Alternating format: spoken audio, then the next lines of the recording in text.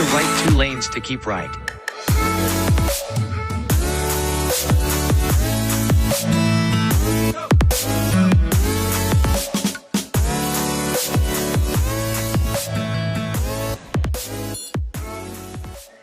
Hey friends, it is Wednesday, September 22, 2021, and welcome to Prepare to Go There, the most overlooked and underrated coaching conversation on the internet. That's my opinion, but I'm just convinced that our future deserves our focus today. My name is Peter, and it has been so much fun going on this extended coaching journey with so many friends and leaders that are doing amazing things in so many different spheres. And we are all on a mission. We're mission-minded. We want to show up ready because we know that we can't just rise to the occasion. We fall back on our preparation. And so preparation matters. That's why we're going to prepare to go there. So welcome back or welcome aboard to the Future Frontier. And the big idea behind this coaching conversation is we want to grow in leadership, our self-leadership. And I've learned from experience and observation that most people don't really know how to lead others into a better future. Even if they have a title or vision, it's not automatic. And the reason is because it starts with us, the individual, at the self-leadership level. And what that means is it's going to be in the personal side of leadership. And there's so much emphasis and focus on the public side of leadership that this mission critical conversation gets overlooked a lot. And so how do you help people focus on the necessary yet unnoticed preparation work? Well, you just have to look in the mirror and start with yourself, and then you can influence and lead by example, and then your repetition becomes your reputation, and people want to follow you into the future you're living in today, the future you're preparing for today, and that makes a big difference.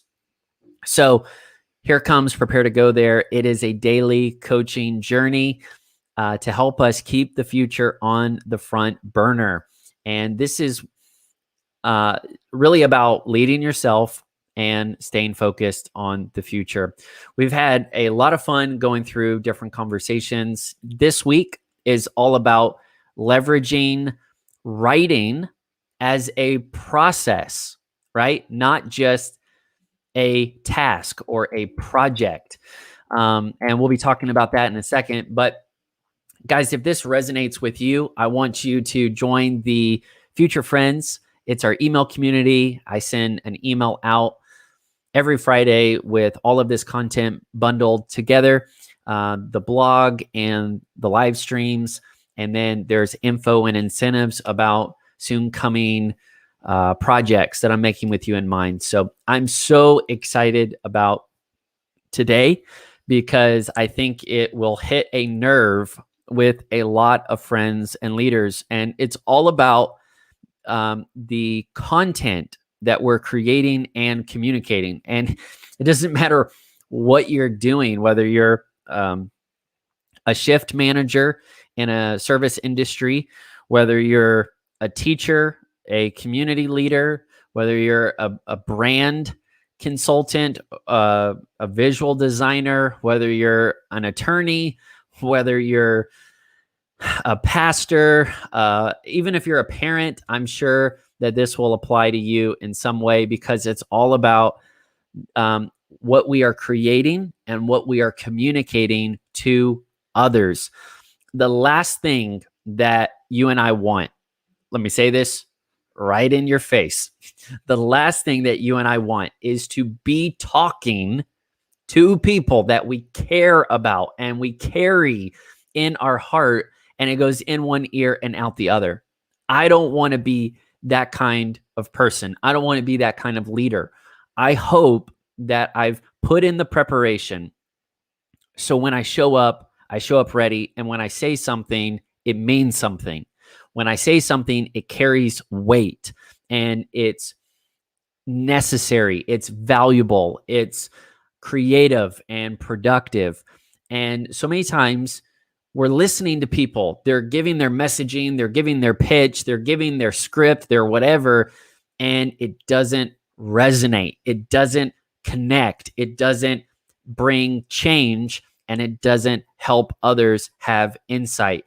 And so we want to really talk about how are we going to leverage this amazing best practice, which is writing, using writing-based strategies as a linchpin best practice, as a key, as a tool, as a process to create and communicate content that actually helps other people have those insights. That's the win. You want the people listening to you to hear what you're saying, and then they actually see what you're saying at the same time. Did you realize that most people are visual listeners? We're visual listeners. And so the win for me as a content creator and as a communicator is that as I'm talking, light bulbs are going off and it's shedding light on new and needed ideas that are helping people step into those spaces with a little more confidence and competence, that they actually embrace what I'm talking about and the idea is becoming a part of their identity. And that is amazing. That is a privilege that you and I get to work with each and every day, that when we begin to share things, it will bring insights that illuminate and that can change people's lives. So if you're down for that conversation, go ahead and say yes in the chat and say hi. And I'm going to try to get my setup a little bit better because I don't want to be kind of like facing the wrong direction here. And let me see what I need to do. I think that'll help a little bit more. Give me just a second while I adjust. Thank you. All right. Let me know if you're ready in the chat. Okay. Let me go back. See, that's something I'm going to work on. All right. But we can and we will.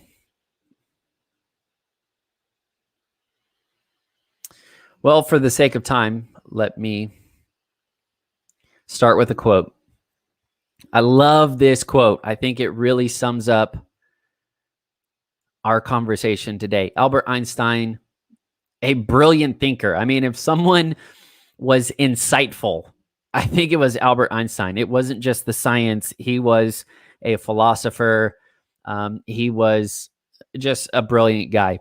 He says, make things as simple as possible, but no simpler.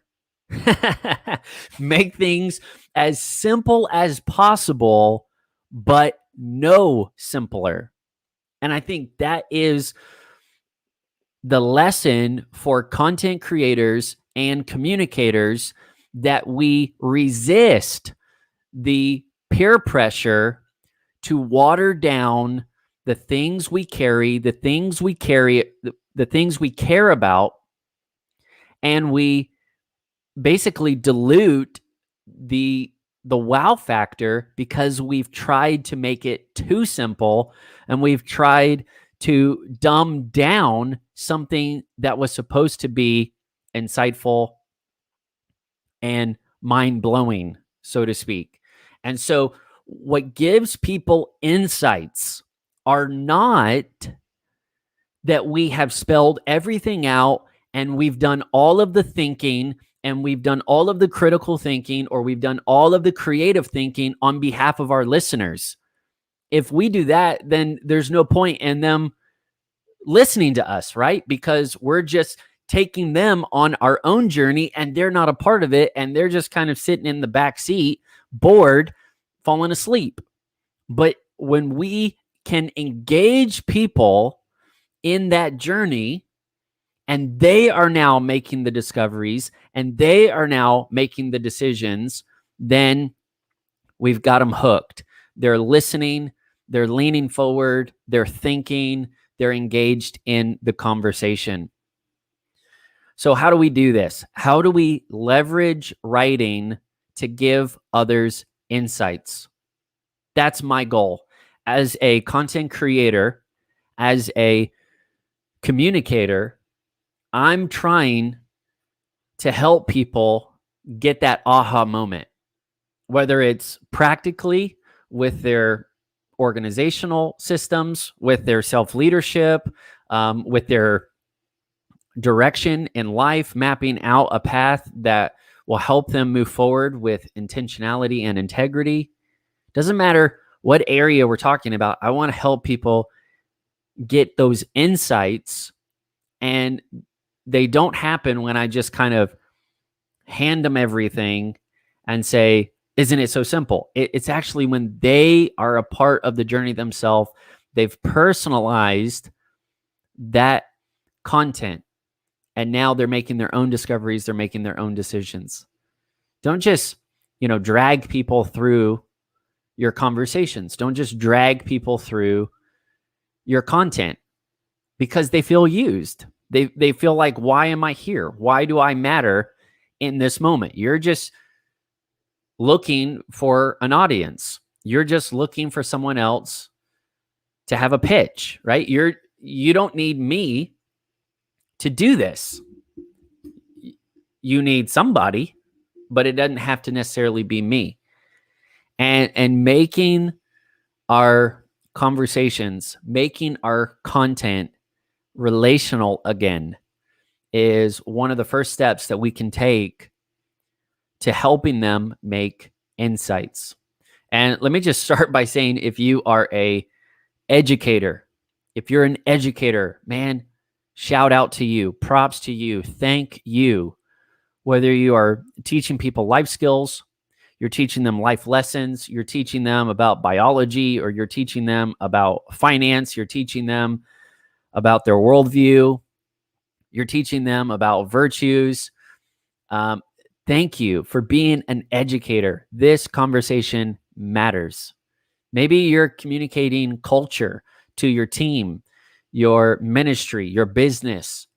You're trying to find out, how do I say things in a way that actually brings people on a journey so they're actually making their own discoveries and they're making their own decisions along the way. They're taking ownership of this idea. I'm just planting it, but it's going to begin to take root and bear fruit with a brand new identity. So what does that look like? How do we do this? Well, I want to start by identifying the challenges of communication. There are real challenges for us personally as creators and communicators. And I'll basically put all of these frustrations into two categories, two buckets. The first one is we're not prepared. We're not prepared. We don't have all the time, all the information, all the resources to communicate confidently. We really, when we're honest, we're not prepared for the opportunity to speak into other people. On the other side, maybe we have so much content and we have so much to say that we're kind of preoccupied with all of that work, all of that pre-work, and we're not actually connecting with the people that are in the room. We're not connecting with the people that are watching us on Zoom. We're not connecting with those that the content is intended for. And in that, I would say we're not being present. We're not being present to feel what they are feeling. And we've kind of gone through and rehearsed everything so much, so often, it comes across plastic. We lose our authenticity. Therefore, we forfeit our authority. And we've kind of gotten self-absorbed with the things we're saying instead of the way they are hearing it. And so these are two challenges. This is, ongoing. Balance comes in motion. And so we're constantly balancing preparation, being prepared, and being present. How do we balance in the things we say, the way we say things, the content we're creating, the content we're communicating? How can we better balance the right amount of preparation with the right amount of presence, being present? And this is tough, but the reason I start with that challenge is because it's my experience and my growing conviction that writing is the one stone that can figuratively knock out both birds, right? That it's the one hit wonder, that, the 1-2 punch that can hit those two really big overarching challenges for us as content creators and communicators. Writing can help you with both. Writing can help you get prepared. Writing can help you develop concepts into meaningful content far in advance. You don't just have to be thinking and role playing and rehearsing and hoping that it's going to stick in your memory bank. And then when you show up, you can deliver it with like perfect precision, and you're like incredibly impeccable because, you're just being live. That would be a challenge, particularly if you're needed for multiple moments. You're needed for multiple presentations. You're needed to show up again and again. How would you deeply think about saying something that's meaningful and worthwhile that much, that often? So writing can actually be a place and a process to help you prepare. And we're going to talk about what that looks like in a second. But writing is also a great solution for being present. That actually, it doesn't have to be counterproductive, but it can be counterintuitively helpful to help you stay on track, to help you come back to the main idea, and to guide you as you guide others into insights. Now, if you can see, I have things written down, but I'm not stuck. I'm not glued to what I've written.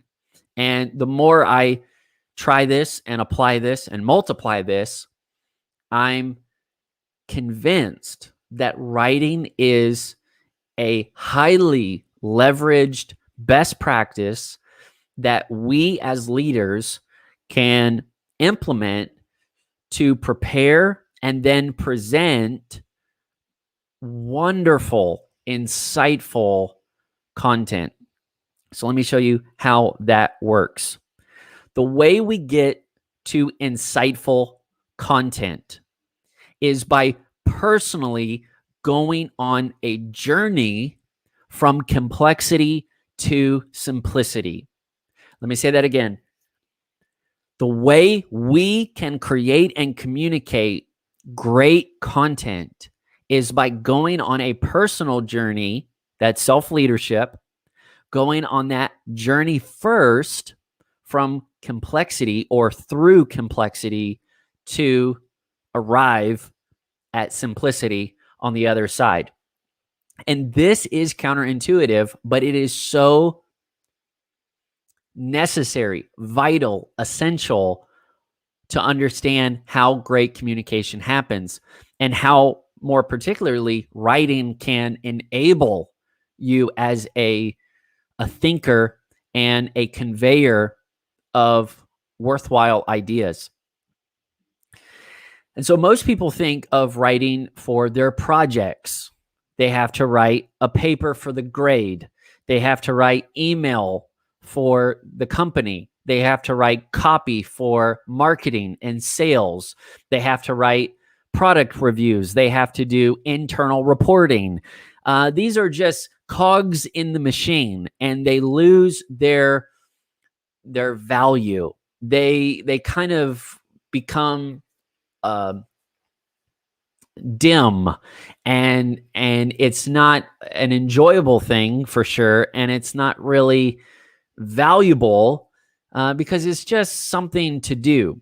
But that's not what I'm talking about. I'm talking about writing itself for you to help you lead yourself, to help you communicate something that's going to be insightful to other people. And this is the journey that we go on through complexity to simplicity. And that's where I want to come back with the Einstein quote: make things as simple as possible, but not too simple. And so we get something that's on our heart. We get something that's important to the team, important to the students. We're educating, we're mentoring, we're discipling. And we've got to say this in such a way that the light bulbs go off in them. We have to be willing to search and research a way through all of the minutia, all of the themes, all of the layers of that topic, and we have to arrive at simplicity. Okay? And this is where it gets fun, because most people don't put the time in that journey. They're not putting in the days, the months, the years to search and research all of these topics. Now, instead of trying to be the expert of a million topics, let's go after a central worldview that is robust and that is effective in all those areas of life, aka the gospel. And as we're personally going on our journey, as we're personally learning and growing, we're collecting all of this valuable content. We're collecting quotes and stories. We're growing. We're not just sitting down for the project. We're not just sitting down and saying, okay, next week I have to do this thing. And so let me do some research. Let me get a funny story. Let me get 3 quotes. Let me get an adage. Let me get an acronym. And then I'm just going to put it in my blender and see how it goes. That's not that. You can get to the end of the timer that way, but it doesn't mean that you've actually gone on a journey through the complexity into simplicity for yourself. See, a great communicator doesn't make things harder than they have to be. They make things simple, but not too simple. And that's the joy that we get to go on as coaches and as educators, is we get to challenge people into new insights. We challenge them into these identity upgrades. And so we are going on that journey by learning, by searching and researching, and writing is going to help you with that first challenge of not having enough prepared. I can't imagine not having some references already in my vault. I mean, I'm so thankful that I've been able to read and study and have, web clippings of YouTube videos and all this stuff. So whenever the topic of choice comes up, I've got a tag for that. I have a tag for all the main categories, and I can, reference it. Now, I'm not going to try to re-educate myself in the moment. What I'm trying to do is go back to some of those personal insights that I had, so that way I can cite them, I can source them, I can better fit them into the content I'm preparing. And we'll talk about how to actually structure that. But writing did that. It's not just me depending on my memory bank. It's me using the time I have alone to prepare as a personal student, as a personal learner, as a personal thinker, and going on those daunting expeditions into theology, philosophy, world history, going on all of these random and adventurous treks into the world of ideas, and trying not to lose my bearings, having a Christ-centered compass, but always bookmarking and landmarking those key discoveries. And as you survey a lot of this content, what it's doing is it's building in you the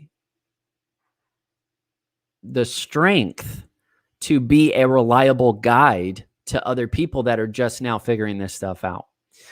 And so the preparation is empowered by writing. And I've talked about that yesterday. I would refer you back to that. You know, you need a good journaling system. And back in the 1800s, they had a thing called the Common Book or the Commonplace Book. And there was no purpose other than to capture the ideas of that day. And so on every page, it would be like just handwritten scribbles, because this was back in the 1800s. So they would have hardback books or leather-bound books, and they would just be learning and writing about what they're learning. And so on one page, you might have, recipe for a meal. You might have poetry. You might have a little snippet of math in there, or a proverb, and it's just kind of creating this intellectual stew of things that you're processing in the moment, and it will become a paper trail that you can refer back to, and it actually becomes a very valuable artifact that you can carry with you into the future. And so that personal prep time before we ever show up for the moment is important to mention up front. And I know you probably already know that, but I just want to use that up front. And so what we're doing when we come before people, when we are presenting something, whether it's in front of a camera, whether it's in front of a pulpit, whether it's at the head of a table in a round table environment, if it's in front of a classroom, and we actually stand before people, we have come such a long way to get to that point. We're coming from such a long journey of learning, of searching and researching. We step up with the confidence and the competence to say something valuable, to say something meaningful. And so they don't know the journey that we've been on just to get to that point. When we say, hey, I'm going to take 20 minutes or I'm going to take 40 minutes and I'm going to talk about blank, they don't realize how long of a journey we've been on just to get to that point and share that 20 minutes. Now, at first, you might get offended. Oh my goodness, don't they know I've done all this research? I've studied all this stuff, right? Why don't they give me more time? And this is so important. The goal of communication is not to make a simple concept bigger. It's to make it simpler. So yes, it will take, a few years to share something in a few minutes. And that's okay, because there's so much value in it that it's been synthesized and it's been personalized, and now it's being shared, and it's blowing people's minds because you've gone on a journey through complexity to arrive at simplicity. And they don't know what they don't know yet. And I'm not saying that as a dig. I'm not demeaning their intelligence. They're amazing and capable of having even bigger insights than us.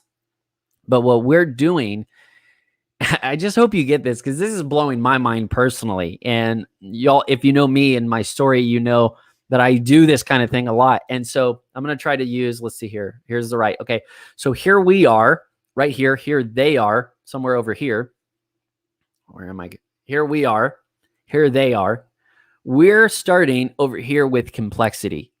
We're coming from complexity to simplicity. We meet them at the point of simplicity. We bring them something very simplified. We've summarized it. We've made it accessible. We've made it personal. You can apply it today. But then what we're going to do, we've earned their respect by making this long journey from complexity to simplicity. And they may not be able to understand it, but they can feel it. And then we invite them on a journey with us back into the complexity, back to the other side of the complexity. And that is the learning journey that we're taking people through. So we start with maybe one sentence. We start with a big idea. We start with a one sentence summary. We start with just a sticky statement. And it just kind of drops in them and they say, wow, that makes sense. And that's true. And I want to know more about that. And there's different ways to describe this, different word pictures or metaphors, but we are planting small seeds and they're taking root, they're bearing fruit, and they're developing and they're expanding and they're growing. And what's actually happening is we're going on a journey back into the expansive world of ideas we just came from. And now we are capable of being reliable guides, of being friends, mentors, coaches, trainers. And we're saying, hey, I've already been through a lot of this, but I will go at a slower pace because I want to keep you company while you go through this. And I didn't have somebody to process this. I didn't have other people to, walk with me on this journey, but I'm going to be a guide. I'm not going to show you everything I've already seen. I'm not going to spoil all of these aha moments. I'm not going to just, take pictures and bring them back to you. I'm actually going to let you go on that journey for yourself. And I'll be there with you when you're frustrated, when you're offended, when you're challenged by something, when you're overwhelmed by something, when you feel like your whole world is kind of shaking because you don't know how to appropriate this new concept or this new idea into it. This could be a skill set for music. This could be, a value system that is, conflicting with what you thought about the world. And we as coaches, as communicators, as mentors, we are able to say, chill out. It's all good. I'm going to take you on the journey. I have a paper trail to prove that I've been through all that complexity. And now I'm going to take you on another paper trail to go back through it safely, effectively.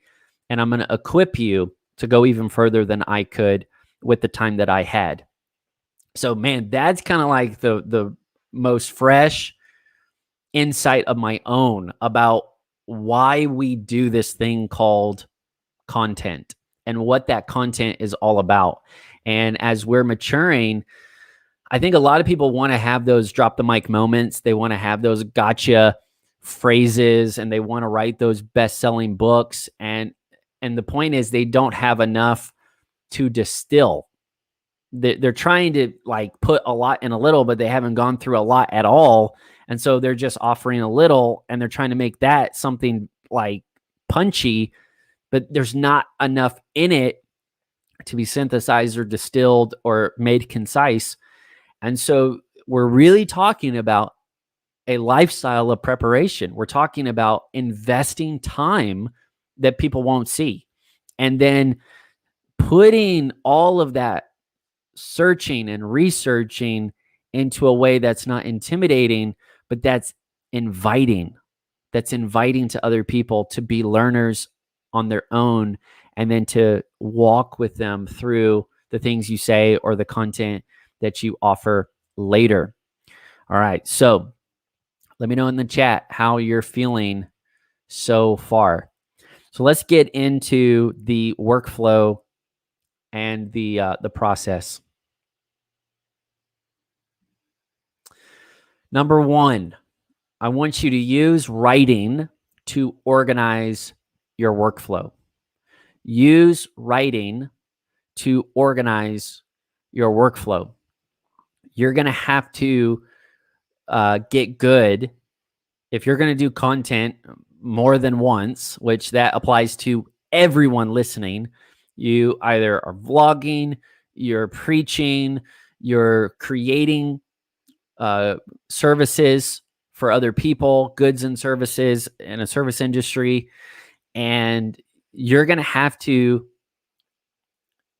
see the whole project, the whole thing before you create anything. You're going to have to see it. And I'll use a simple, silly example. When they were making the Marvel movies, they were making them in phases. So there's literally like, at the time, I kind of fell off, I think, after Endgame. But at that point, they had like 22 movies. Can you imagine 22 different movies? And they were creating this integrated cinematic universe. And they were like, this is so revolutionary. This is so, unprecedented, never been done before. And I'm like, okay, y'all are excited about 22 fictional stories that you made up and that you retrofitted to work together. and the Bible is 66 inspired books that completely integrate human history and the reality of life. You're not original.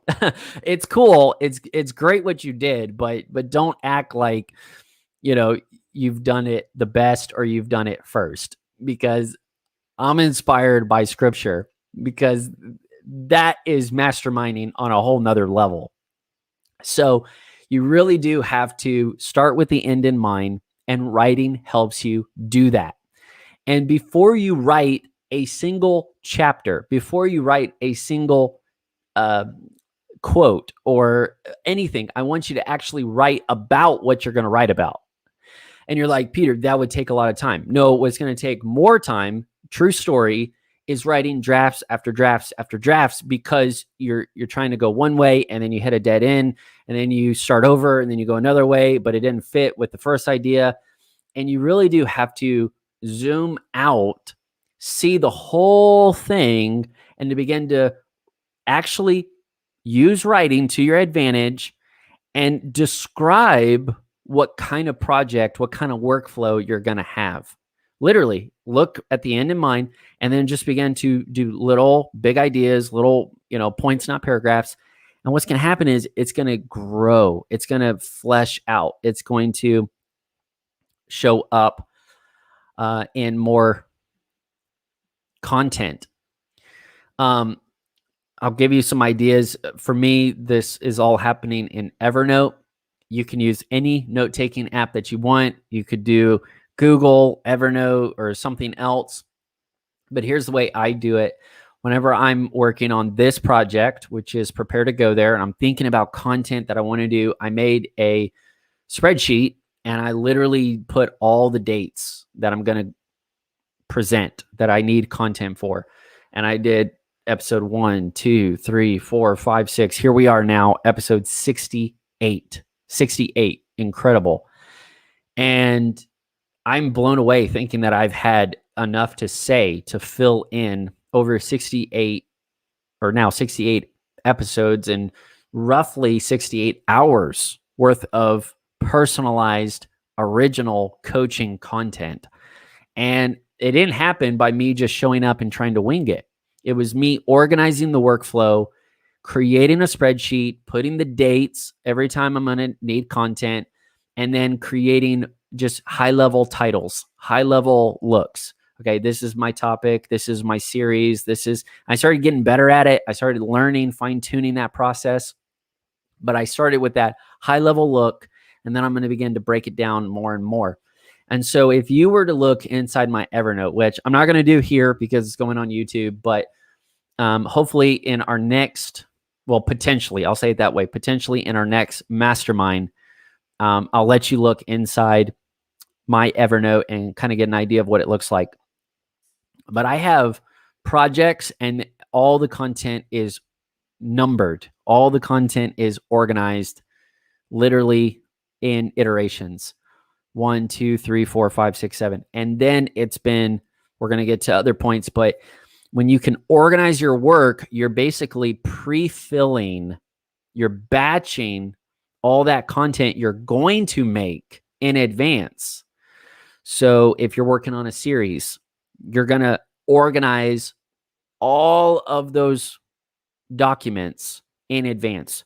And then you're going to have a high level description that will inform those parts of the series. If you're writing a book, you're literally going to make documents for every chapter. And then you're going to have high level description. And then that's going to start to trickle down and inform everything else that you're creating. And what this does is having a writing based approach helps you to enforce the continuity that you need. Because if you're working on bigger projects, you're going to need more time to work on it. And you might actually forget what you started with. You might forget some of the transitions or some of the nuances that you needed. And so having it in writing, kind of spelling it out, and you're kind of writing a roadmap for your future self. So when you show up again and again and again, you're reading instructions. Now, could you make a voice recording? Yes, absolutely. You could. But you're actually distilling everything you're saying by putting it in writing, and it becomes kind of like a roadmap for yourself. So organize your workflow, create the folders, and create the documents in advance, so that way you're batching the work and you're enforcing continuity. All right, next, I want you to visualize the journey. Visualize that journey that you're going to take people on through the complexity to simplicity. You're kind of surveying the landscape. What are the big ideas? And what you're doing here in the actual content you're creating. So for this lesson, for this chapter, for this scene of the movie, for this, part of the meeting, what are the landmark moments? What are the big ideas? And you actually build great content from top to bottom. In other words, you've already gotten the horizon. You've organized your workflow so you have plenty of room to run. And when you show up again and again, it's waiting on you. You're not starting at zero, but now you're here and it's time to sit down. And most of the time we have that writer's block. Most of the time, if we were not prepared and we didn't have the document ready to go and the description ready to go and some of the kind of administrative, logistical structure ready for us, then we just kind of wing it and we do whatever we're feeling in the moment. But we've been thinking about it enough, and we show up and we're like, wow, I actually have something to say. It's not like, oh man, I need to say something. You're like, no, I have something to say. And so we show up and we're going to identify the landmarks that we're going to communicate to other people, because people are visual listeners. They're visual listeners. So we're thinking of word pictures. We're thinking of stories, metaphors. We're thinking of big ideas. You might hear the phrase sticky statements. And that's where we start. We know our title because we already did that in the first round. Now we're doing our headers, point 1, point 2, point 3. We start with that, and then we're going to go another layer deep, and then we're going to start to fill it in, and we're going to write that content out. And we've done the pre-work, so the workflow has been organized with the folders and the files. The journey of the content is being visualized, so we kind of know from one big idea, one header, one point to the next. And now we're going to finish it. We're going to strategize the content. We're going to actually strategize how that content is going to begin to mesh and fit together. And this is where it's so fun. You're not figuring out what to say. Now you're just designing how you can say it better. And this is where you can get creative with stories. You can drop in statistics. This is where you're actually peppering in all of those fine details that make something pop. And I want to get better at this, obviously, but I have enough to share now that can help people go further faster than me. And think of the content you're building kind of like a house, right? You would need the blueprints first, and then you would do the foundation first, and then the framing first, which is just structure. And then after you get the structural pieces, then you're doing all the things kind of behind the scenes that people don't even realize. And then you finish with all the, the finishing touches, which really get down to detail and all this stuff. And what I have found in my own experience is we normally start with all those details, and we get hung up with the details. We're thinking about, man, I don't like the way I said that. I don't like the way I wrote that.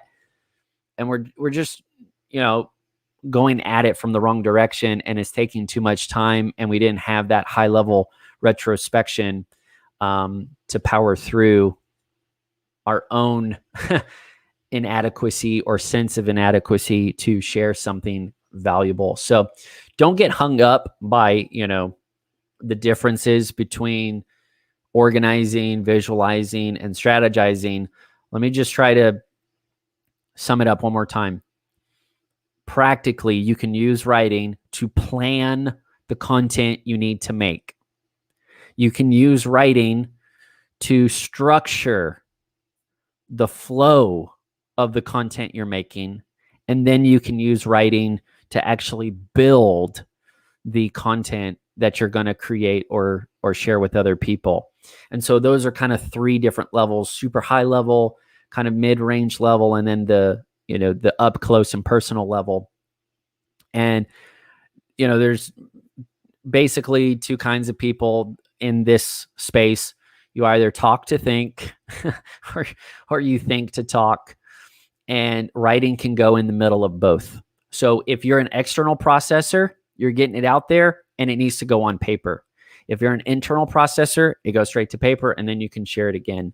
And I think we can kind of get ambidextrous with this. We can kind of be both, and we're learning how to external process, how to internal process. Paper becomes that bridge, or writing becomes that bridge that mediates on both sides.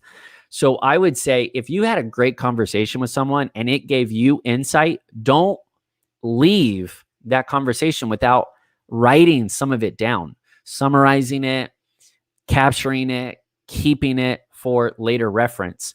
If you write something that was super helpful, maybe in a journal or in an email, you need to bookmark that, keep that somewhere else.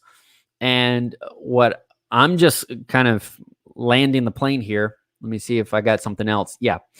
What I'm attempting to do, I used to start all my content at the presentation level, meaning I would start, this is kind of funny.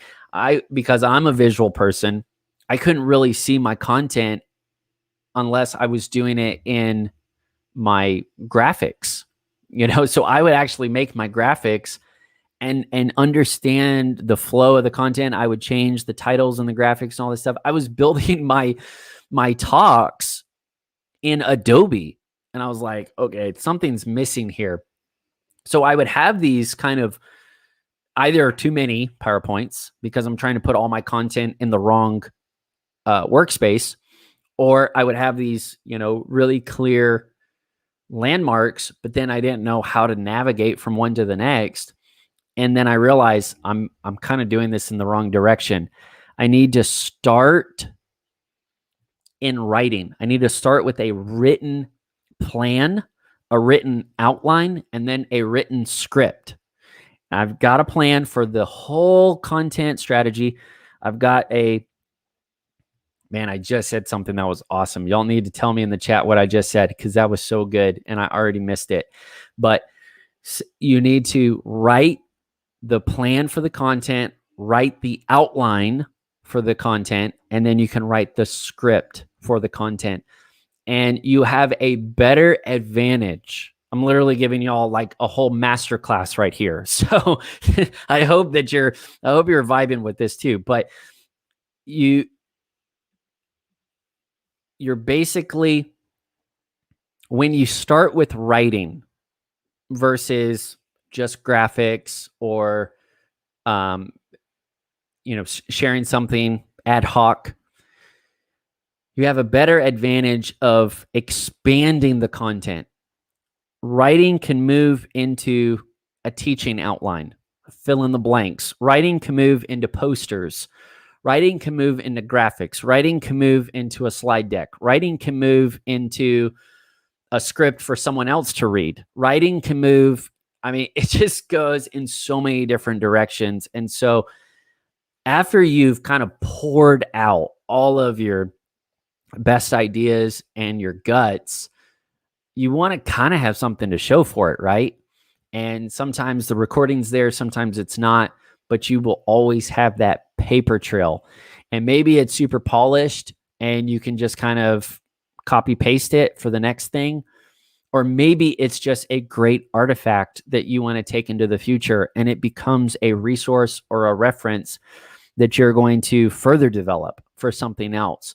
So, you know, for me, I say it as a joke, but it really is serious. The right way to start any piece of content is with writing, not by going straight into the script, not by going word for word and you know, but start at the high level, the highest level you can. I mean, like topics, goals, dates, whatever, you know, write out the plan for the whole workflow.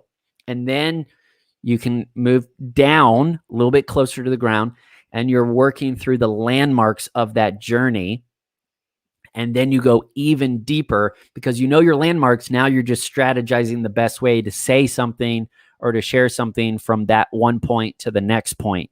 And that's where you can get creative and have fun and make it personal. So, y'all, I am pretty pumped about this conversation. I think this was super helpful for me. And so I trust that it was valuable for you too.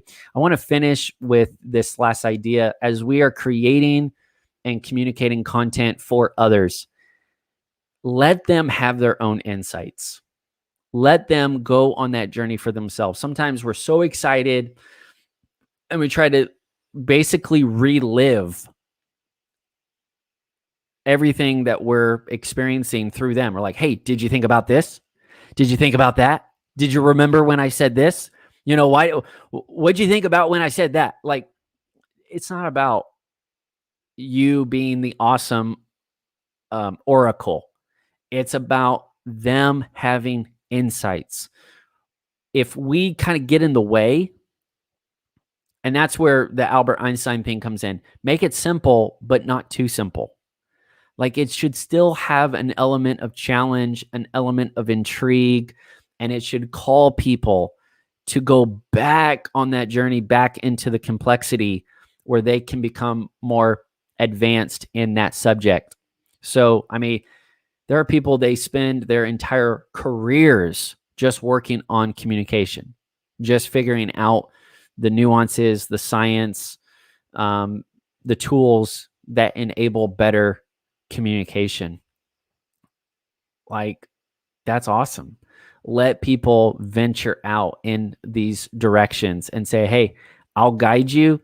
You know, I'll share what I know, but ultimately I want to resource you. I want to equip you to go further than me. All right. That is it for today. I would love to respond to what you're feeling, how you're taking this content. It's great to have you on. I do this live on purpose. I could just kind of make videos and put them out at a different time, but 4 p.m. works with my work schedule.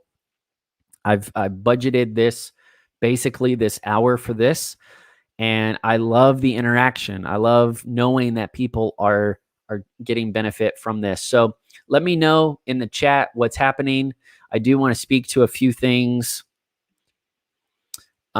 Joshua wanted me to talk about critical thinking and creative thinking. I just think that writing can help you develop both critical thinking as well as creative thinking. Obviously, reading or listening to people, but writing is forcing you to have an opinion, to form a thesis, to make that hypothesis, to try something, to fail your way forward. Writing is nudging you to get in the game, to not be a spectator, but to actually engage with the problem that needs problem solving, or the idea that needs to be developed and expressed in your own unique way. So that's where writing kind of works on both ends. And it's my hunch that moving forward into the future, a lot of tasks or task related things are going to be better automated, or just outsourced altogether. And so where is our competitive advantage? And I think being able to handle heavier topics, having the fortitude and the focus and just the ability to work through hard questions, creative concepts, and to work through them. So I think that those are two things we can be teaching the next generation. We can be teaching critical thinking, not like you're a critical person, but more just helping people think constructively, logically about things, and then creatively as well. So that's where that came from yesterday. And then Xavier, it was so good seeing you on. So excited. I definitely need to sync up with you for Future Friday, a little cameo before the live stream. Appreciate it. Okay.